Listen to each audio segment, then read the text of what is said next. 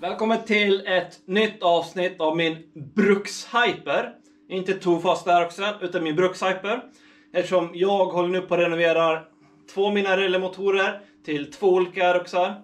Så att det blir 2 olika byggserier här. Och ni som följer mig, ni vet ju redan om det.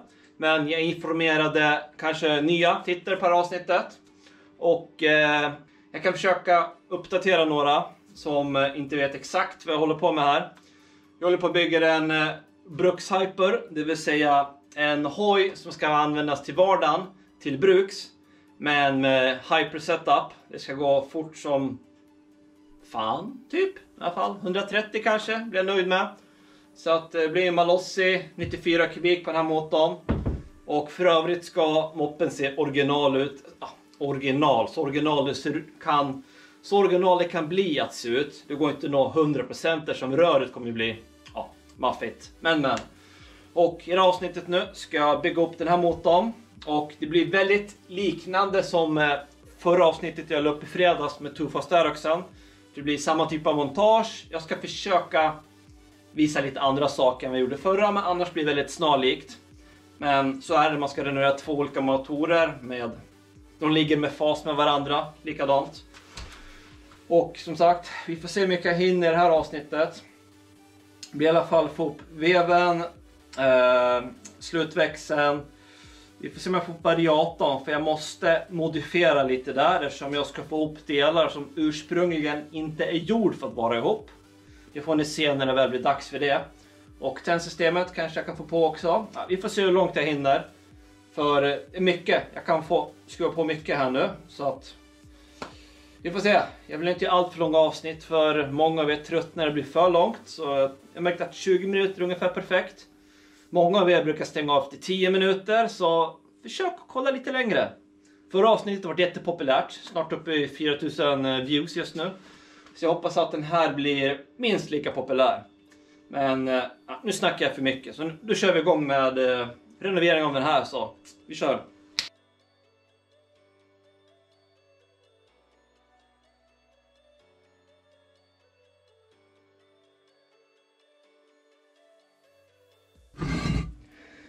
De här lagren knackade ur innan lackering. Som ni ser, det är tomt där. Så att nu är jag här 2 sprillans nya. Och det här är 6003 RS. Det är inget C3-spel i dem, utan eftersom de här ska inte röra på sig så himla mycket. Det är bara när motorn dämpar mot hojen. Så att den här är bara knacka dit. Ska hitta en hylsa.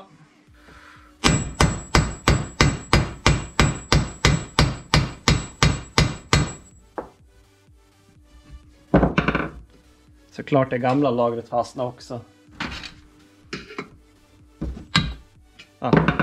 Satt inte så hårt. Där. Vart det även lite färgskav här. Det kommer ändå inte synas. Ska vi känna andra då? Hur skadat blev det här nu då? Jag tänkte på färgen. Jag kommer ändå en kåpa där på, så det kommer inte synas.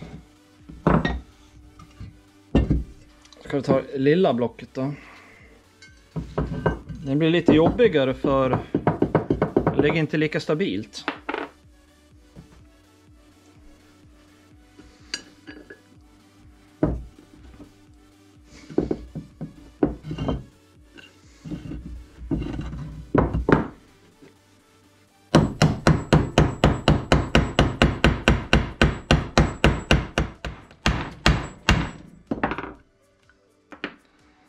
Jag tror bordet är för mjukt. Jag ska gå till mitt smidesjärn och försöka slå i den. De var lite bråkiga att få i, men till slut. Jag fick köra den här i pressen för att jag skulle gå ner hela vägen. Men nu är det på plats i alla fall. Och nu tar vi slutväxeln här. Och nu tänkte jag värma här först, få i dem och sen knacka i den där. Så fram med blowtorch. Kommer inte på vad det heter på svenska. Komiskt nog.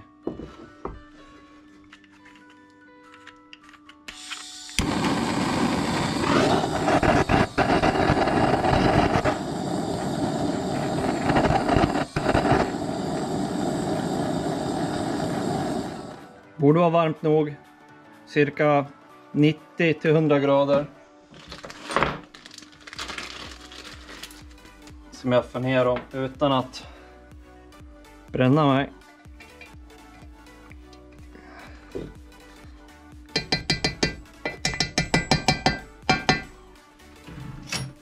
Jag hade inte förväntat mig att det ramlar ner. De borde gå ner lättare.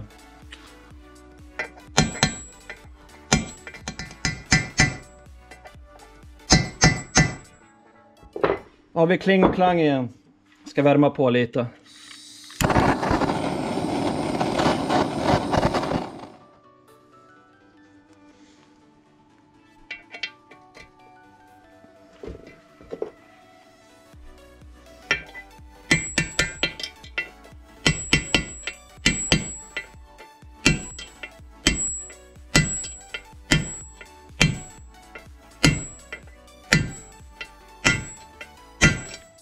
Den gick ner mycket bättre. Jag fick väl inte i den där 100% rakt. Ja, nu är det varmt här. Det svalnar fort. Nu är det bara ner på 60 grader. Ja, jag ska låta det svalna lite till. Så ska vi slå i hjullagret och packboxen där.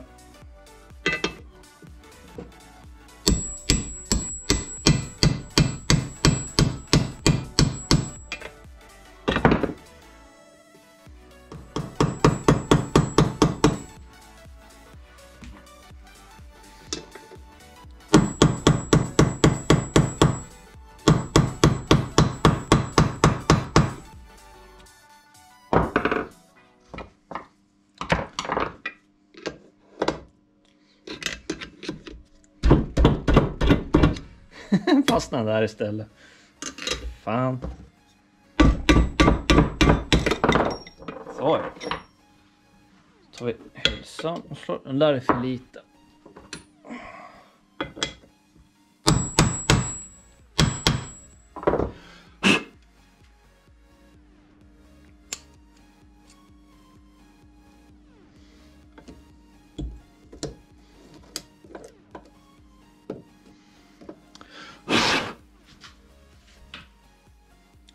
Där, det är på plats.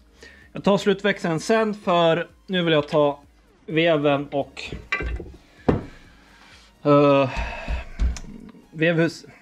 veven och andra blocket. Men innan jag börjar pressa på lager på veven så vill jag kontrollera hur rak den är. Eftersom den här har ju misshandlats en hel del i RT95. Så jag vill kolla rakheten på den innan jag monterar den i motorn.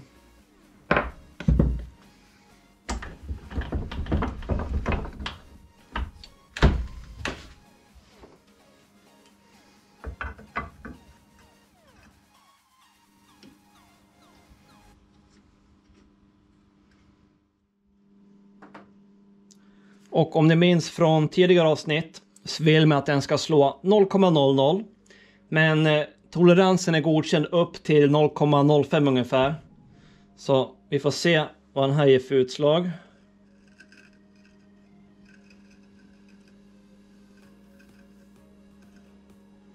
Ja. Den slår cirka 0,2-0,3 på den sidan. Ska vi se andra sidan då.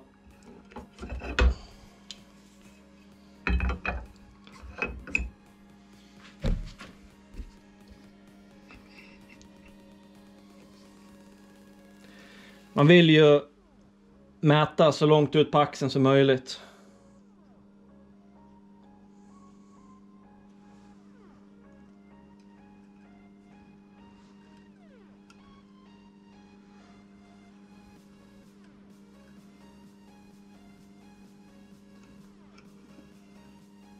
Ja, 0,2-0,3 där också. Så den här veven är spikrak med godkända toleranser. Så nu kan vi pressa på ramlagren. Sen är det dags att värma blocket. Det gick inte riktigt som planerat. Det här är ett hemmabyggt verktyg jag använder när jag ska pressa vevar. Och normalt sett så ska veven kunna gå in här. Men veven är för smal här, så han går inte in. Det gick med tofasveven, men det här går inte. Jag kan ju slipa ner den här så att de blir tunnare, men det orkar jag faktiskt inte göra. Så jag får köra plan B. Och det är inte riktigt by the book. Men det fungerar. Risken är att på det sättet jag gör så kan man slå den sned. Men jag kan ju som sagt dubbelkolla efteråt om det blivit snett, vilket jag inte tror. Men jag kommer göra nu istället. Jag sätter ramlagret där. Sen tar jag bara en hammare och slår i den. Jag håller den i handen. Det borde funka. Jag har gjort så förut innan jag hade press.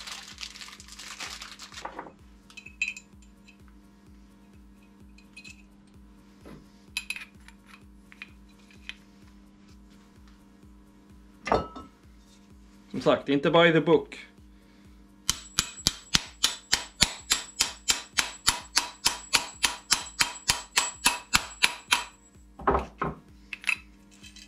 Så, ena på.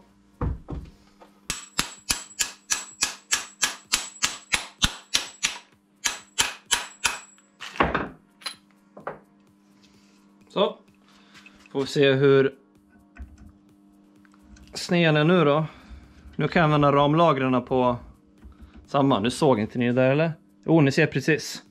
Kollar vi igen här. Jag tror inte att det har hänt något. Men bättre att vara säker. För om man skulle vara sned så kan jag justera det redan nu.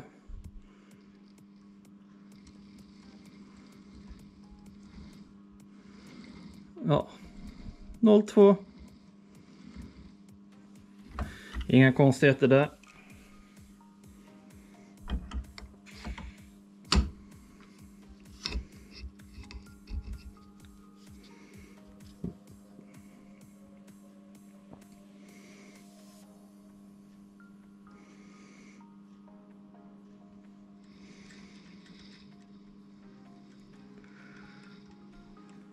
Ja, 0,3.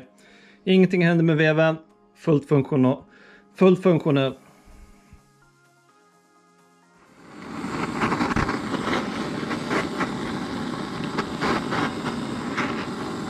Jag är tillbaka om 5 minuter kanske. För mig alltså, inte för er. För er tar det bara någon sekund.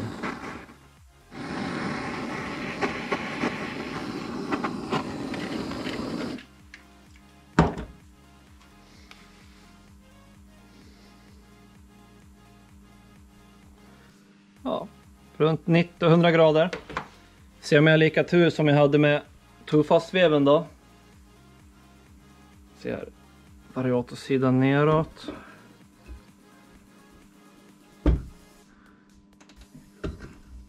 Nope.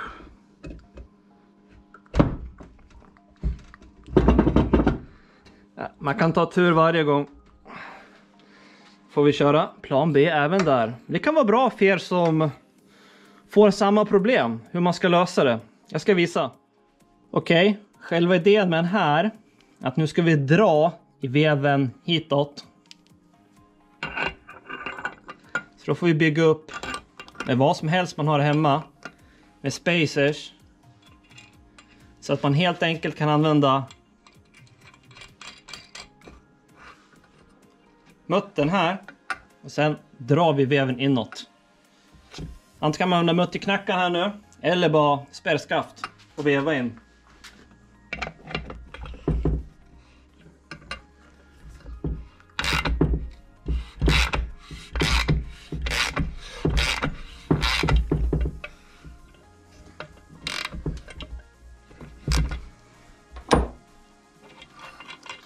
Och sen medan veven åker in så kommer man få bygga på här. Eftersom muttern till slut kommer bottna i, ja, när gängorna tar slut.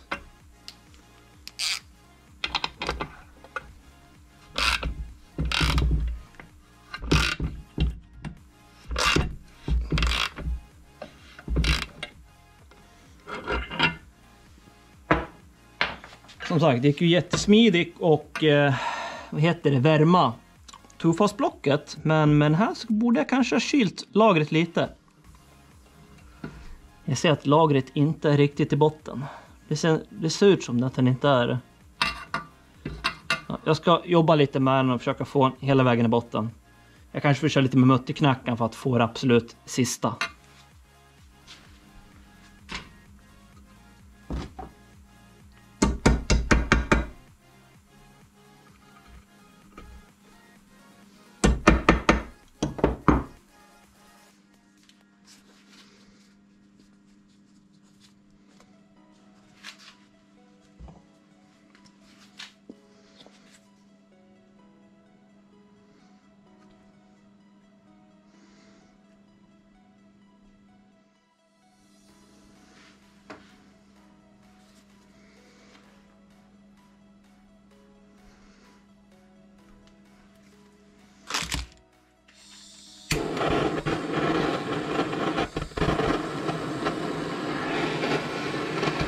Jag hoppas det går bättre med det här blocket. Fråga om jag ska kyla den där. Nej. Jag gamblar lite. Ska vi se hur mycket åt helvete det här kan gå nu då.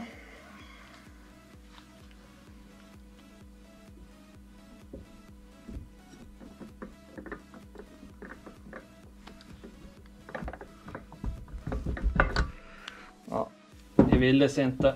Ska fuska lite.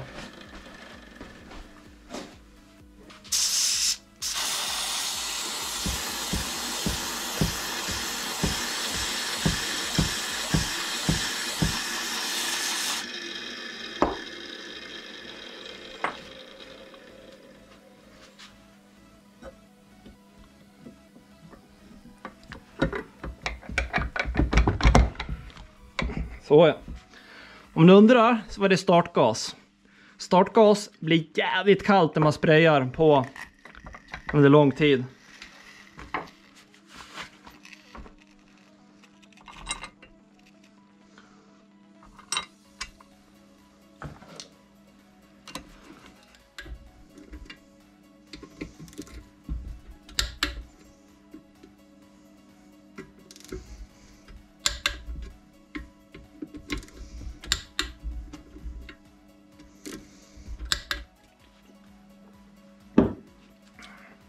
Sådär då.